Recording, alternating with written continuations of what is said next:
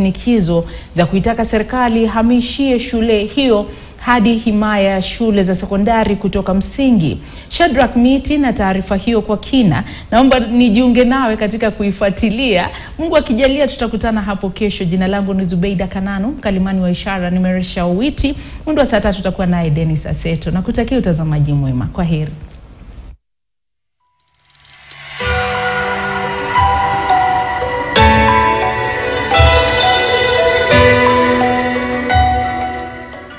Kuanzia malalamishi ya uhaba wa walimu hadi madai ya walimu kulazimishwa kufunza masomo wasiokuwa na ufahamu wala utaalamu kuyahusu.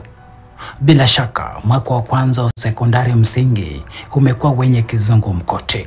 For our sake, some of us here, we are trained as history theory teacher. But if you come to JSS, we are teaching agriculture. For the sake of me, I have never done agriculture in my life. Like chemistry, physics, and biology in JSS is put in a learning area known as integrated science, which we will get majority of us. Some of us, we do not sit in a physics class. So the education that is going on at JSS is just a poor quality. We are now in the system. We can now see the mess that they did by domiciling it in primary school rather than in secondary school. First, it is disadvantage to the learner. I have said, the entire CBC is anchored on ICT. There is no laboratory, there is no computer lab in primary school. How will you not anchor the same with ICT? Look at the science. Science, we have got the science. The science, we are teaching, currently, we are teaching the content that is in Form 1 and Form 2. The structure of the atom. How will that learn that without having the laboratory? There's no laboratory in primary school. Mbali na uchovu na shinikizo za kazi nyingi na ngumu, walimu wa sekondari msingi wanasema safari haijakuwa rahisi. Na iwapo mambo hayatabadilika kuanzia Januari mwaka 2024, hali inatishia kuwa mbaya hata zaidi. Kwa mfano mimi ni mwalimu wa humanities, lakini nikienda kule na sukuma kufunza somo la integrated science. Hili somo la integrated science ni kuna physics, kuna biology na kuna chemistry. Ukienda pale facilities, resources hakuna. Unafunza just for the sake, kwa sababu hakuna hata hizo resources za kufunza.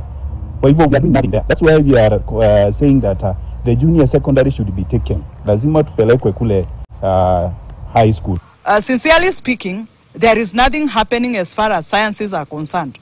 There is a difference between downloading an image of a test tube from the internet and a child using the actual test tube in the lab, practically. It is very sad that the government has entrusted the transition of the CBC on casual laborers. Yeah. These people are not serious with the work they are doing, because as they are teaching, they are also looking for other permanent jobs. So it's the high time the government should make them permanent. Yeah. Again, the other issue we are having, they are having problems of implementing the CBC in that in the institutions where they are domiciled, primary school, there are no laboratories. They are being told to improvise. How do you improvise a chemical? They are not accessing health.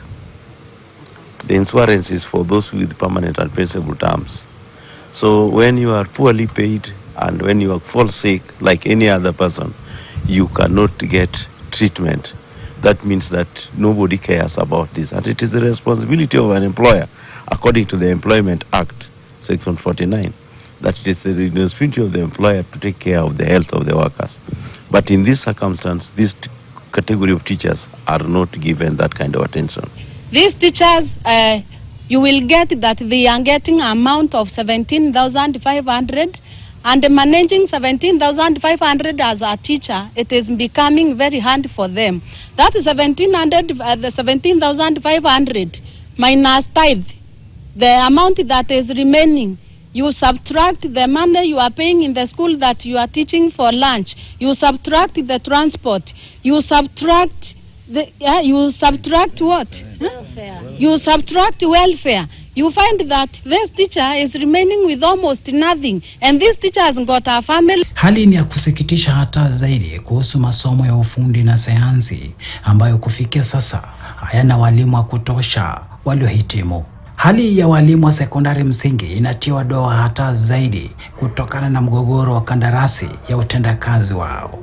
Ingawa waliajiriwa kwa kandarasi ya mwaka mmoja, serikali imebadili na kutangaza kwamba kandarasi hiyo itaongezwa tena kwa mwaka mmoja na kufikisha miaka 2, hali ambayo imepingwa na walimu hao. A contract that we signed, it is non-renewable. It is state that. Therefore, the role of the TSC, what we have seen them doing, they want to change the clause which was already written down and renewable to renew the contract that was non-renewable. They are claiming that the reason why they want to go against the law by renewing our contracts is because the government does not have money. Now, this is our clarion call that the Mughals, the JSS interns, want confirmation in January 2024. We can wait for the arrears come the next financial year, which is 2024. Because this issue of there is no money will continue. We realize that they are laying a trap to us, and it is likely to continue even after 2025. So if at all they are genuine about confirming us, and the issue holding them from our confirmation is the funds, then let them bring those confirmation letters. We are ready to sign the confirmation terms to permanent and pensionable terms. Then we can wait for the arrears from there. Serikali ilianza kwa kuajiri walimu 36,000 kwenye kandarasi ya mwaka mmoja kabla ya kuajiri walimu wengine 20,000 na kufikisha idadi ya walimu 56,000. Tume ya huduma za walimu inasema walimu 7,500 wa msingi waliohitimu na shahada walitumwa kufunza katika sekondari msingi. Wale walimu ambao wametumwa kule kufanya kazi hii ya JSS, unapata kwamba mwalimu labda alisomea mambo ya English, alisoma English and literature, lakini kule anahitajika kufundisha hesabu na agriculture, mambo ambayo hafahamu. Hii ni kinyume na sheria ya TSC ya article 23 ambayo inasema kwamba mwalimu anafaa kufundisha yale masomo mawili ambayo peke yake amekuwa prepared, graduate kwa masomo hayo. Lakini leo mwalimu wa Kiingereza akienda kufundisha somo la agriculture ama physics, huyu hakuna kitu ambacho anafanya, na tunapoteza kizazi chetu cha kesho. A junior secondary school teacher is overworked, underpaid, oppressed, heavily taxed, depressed.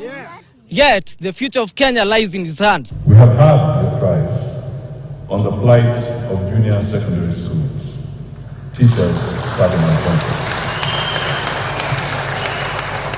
We will improve their engagement to permanent terms within the coming year in accordance with their employment terms.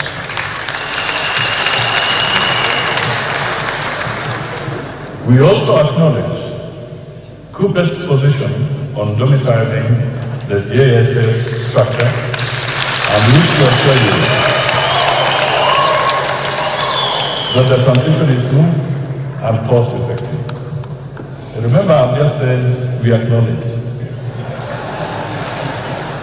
Maswali yameibuliwa kuhusu viwango vya elimu na masomo katika sekondari msingi hasa za umma. Wengi wanasema haviafiki malengo ya muundo rasmi wa elimu ya msingi nchini, yani Basic Education Curriculum Framework. Like for me, I am only one in the whole school. Only one teacher in the whole school. I am been handling 14 subjects alone throughout the period. Therefore, is this how a person who has served you well, is this how you repay that person?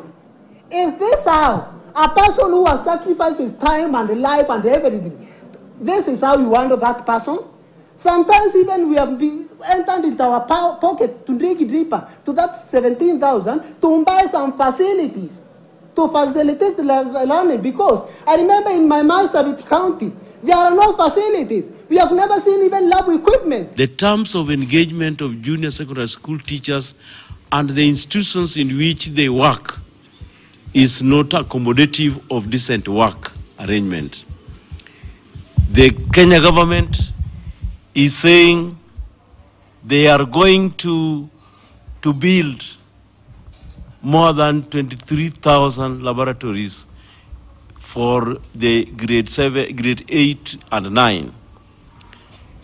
This thing is not feasible.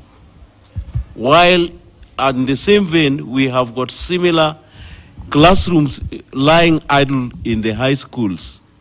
Yet this curriculum is also a secondary school curriculum. it would be very, very important that the government address that issue, and it is never too late. Let them take the junior secondary school and domicile it at the right place. Usambazaji wa walimu katika sekondari msingi ulistahili kuzingatia idadi ya madarasa na wanafunzi kwa jumla. Mjibu wa mapendekezo ya jopo kazi la mageuzi ya elimu, shule ya sekondari msingi ilistahili kuwa na wanafunzi kati ya 180 hadi 210 na madarasa yenye ukubwa kati ya wanafunzi 60 na 70 na hitaji la walimu 6. Ila hilo halizingatiwi. Idadi ya wanafunzi wa sekondari msingi inatarajiwa kupanda hadi milioni 2.5. Hali inayozua wasiwasi kwamba huenda kukawa na misukosuko hata zaidi. Shadrack Miti, KTN News.